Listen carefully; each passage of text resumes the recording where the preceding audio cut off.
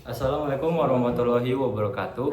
Kami dari kelompok 1 yang beranggotakan saya Raffi Riza Ramdhani dengan NIM 101022330294. Saya Bustan Nabil Maulana dengan NIM 101022300013. Saya Muhammad Arfa Gaisan dengan NIM 101022300273. Saya sendiri Pak Munjian dengan NIM 101022300311. Jadi di video ini kami akan menjelaskan tugas IoT kami, yaitu programming dengan mobile app.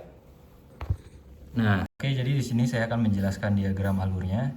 Di sini ada dua sensor yang nanti datanya diambil oleh SP32, lalu dari SP32 akan mengirim datanya ke Antares dengan cara komunikasi HTTP. Lalu dari Antares ini datanya akan diambil dan bisa dilihat dengan LED pada board. Lalu di sini juga ada mobile application yang memiliki konsep sama seperti tadi juga, yaitu JetPOS. Di sini kami memakai dua sensor, yaitu sensor suhu DHT11, sensor suhu untuk mendeteksi suhu dan kelembapan.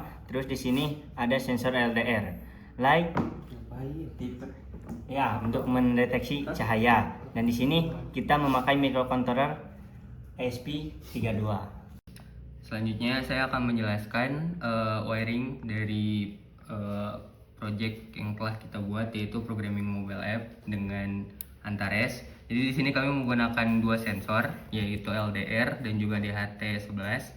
Di mana di LDR ini kami hubungkan ke pin 18 digital, lalu di DHT11 kita hubungkan ke pin 4 digital. Kemudian aktuatornya yaitu LED kita hubungkan ke pin 5. Kemudian untuk arsitektur sistemnya, di sini kami menggunakan sensor LED, sensor LDR, DHT dan juga LED itu sebagai perception layer. Kemudian network layernya kami menggunakan WiFi dan IoT platformnya kami menggunakan Antares, dan application layernya kami menggunakan Android Studio. Jadi langsung aja saya akan memperlihatkan demo alatnya. Jadi untuk gambarannya nanti si DHT dan LDR akan membaca suhu dari DHT11 dan kelembapan, kemudian cahaya oleh LDR, yang nantinya kondisi-kondisinya ini akan membuat si LED-nya ini bakal menyala. Nah, setelah alatnya terhubung sehingga SP32-nya menyala, maka akan menampilkan data temperatur, humidity, dan light status di Antaresnya. Jadi untuk temperatur dan humidity-nya itu nanti akan berperan sebagai bagian dari gate, itu diambil dari sensor, dan sensor yaitu DHT11 dan juga LDR, yang kemudian nanti akan di-post, nanti dimasukin ke Antares dulu, kemudian nanti di-post untuk menyalakan LED. Di sini saya akan melanjutkan tentang tugas Antares sama Android Studio di IoT, yang dimana di sini ada alatnya, yaitu si DHT11 sama LDR. Kita menggunakan ESP32 sebagai protokol microcontrollernya.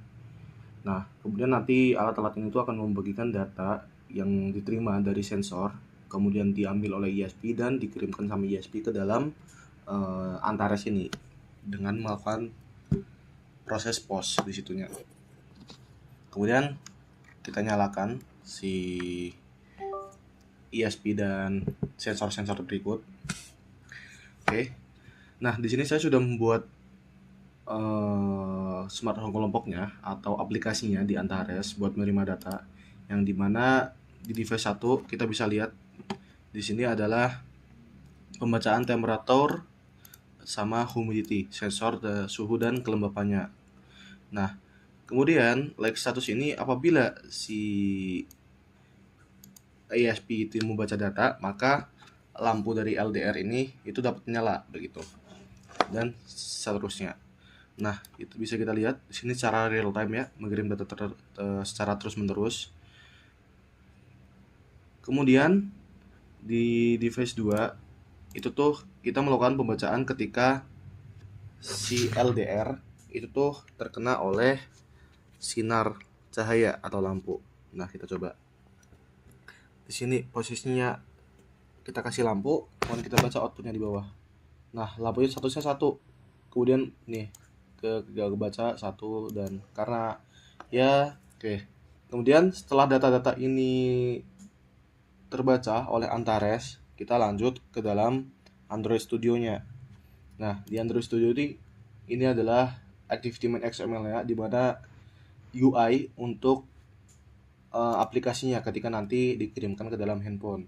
Nah, kemudian ini program untuk memberikan warna-warna yang ada di sini. Kemudian ini main activity Java-nya, yang dimana akses key, terus kemudian aplikasi name yang ada di Antares, device sensor, device LD, ini device 1, device 2 yang tadi kita lihat. Kemudian base URL-nya harus kita copy dari si platform Antares tadi. Nah, kemudian program ini nantinya bakal ya membaca data dari si Antares yang akhirnya dikirimkan ke dalam Android Studio ini. Kemudian ini program-program untuk mengakses si Antaresnya dan mengakses internet dari si networknya gitu kan.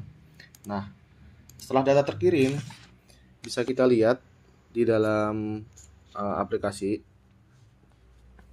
bahwa data-data di sini tuh masih berupa data-data yang berikut. Nah, di sisi lain kita juga bisa melakukan running di sini. Kita tes aplikasi, nyalakan. Oke. Nah, di sini ada data yang udah terkirim dari si Antares. Semisal kita segarkan, nah data terang karena proses cahaya terbaca oleh lampu yang saya berikan. Semisal saya tutup, nah data gelap di sini ya.